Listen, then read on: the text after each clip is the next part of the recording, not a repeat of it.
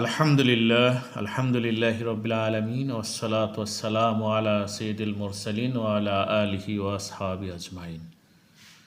সম্মানিত সুধী, কাছে কিংবা দূরে, প্রবাসে কিংবা দেশে যারাই অবস্থান করছেন,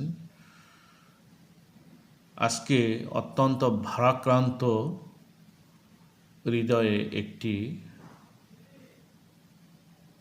রিপোর্ট নিয়ে আলোচনা করব দৈনিক প্রথম আলো পত্রিকার।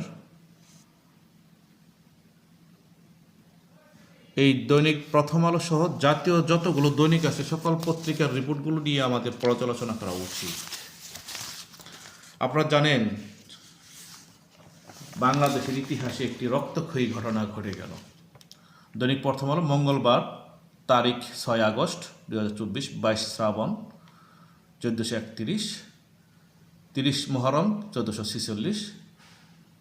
আজ এই তারিখের পত্রিকাটা আমি একটু বিশ্লেষণ করতে চাই জাতির উদ্দেশ্যে। কোরআনুল কারিমের মধ্যে আল্লাহ পাক সমস্ত অন্যায়ভাবে হত্যাকাণ্ডকে নাজায়েজ বলে ঘোষণা দিয়েছেন, হারাম ঘোষণা দিয়েছেন মহান আল্লাহ তাআলা। শাসক হন আর প্রজাতন্ত্রের সাধারণ নাগরিক হন, কেউ আইনের ঊর্ধ্বে নয়। আমি যদি পেশিশক্তি ব্যবহার করে দেশ এবং জাতির ক্ষতি করার জন্য জগদ্দল পাথরের ন্যায় ঘাড়ে চেপে বসি, রাষ্ট্রের উপর সাওয়ার করি, তাহলে এটা আমার জন্য বুমেরাং একদিন হবেই। সম্মানিত সুধী, আমি কোনো দলকে কটাক্ষ করতে চাই না, কোনো দলকে হেয় প্রতিপন্ন করতে চাই না। চরম বাস্তবতা হলো এই: পৃথিবীর ইতিহাসে যারাই স্বৈরশাসক, তাদের শেষ পরিণতিটা হয়েছে খুবই জঘন্য, নির্মম। ফেরাউন বলেন, হামান বলেন, সাদ্দাত বলেন, চেঙ্গিস খান বলেন, সবার পরিণতি ভয়াবহ হয়েছে। ইতিহাস কাউকে ক্ষমা করে না। আর ইতিহাসের একটি ধর্ম হলো সে তার নিজস্ব গতিতেই চলে। ইতিহাসকে গতিরোধ করা যায় না। সমকালীন আমরা দেখেছি জনগণের জোয়ারে, জনগণের সমর্থনে, জনগণের বিপুল আন্দোলনে মিশরের হোসনি মোবারক সরকারের পতন হয়েছে, তিউনিসিয়ার সরকার পতন হয়েছে, এরপর পাকিস্তানে সরকার বারবার পরিবর্তন হয়েছে। কোনো স্বৈরশাসক টিকে থাকতে পারেনি। পাকিস্তানের জামাল আব্দুল নাসের, মিশরের জামাল আব্দুল নাসের টিকে থাকতে পারেনি। পাকিস্তানের জিয়াউল হক, আইয়ুব খান, ভুট্টো পারেনি।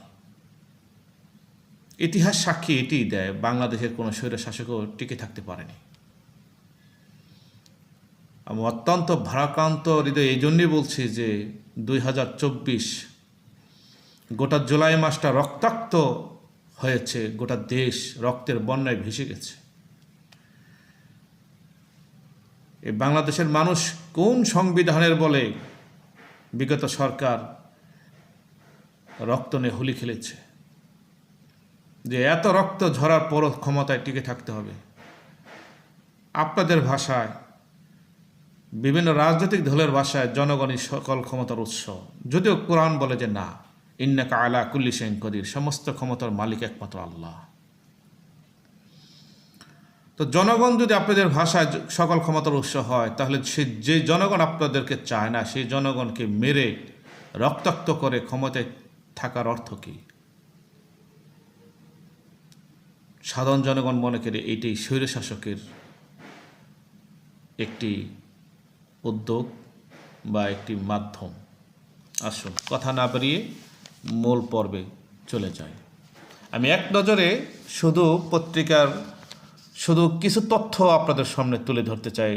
আরও অসংখ্য হত্যাকাণ্ড ঘটেছে যা পত্রপত্রিকায় আসেনি।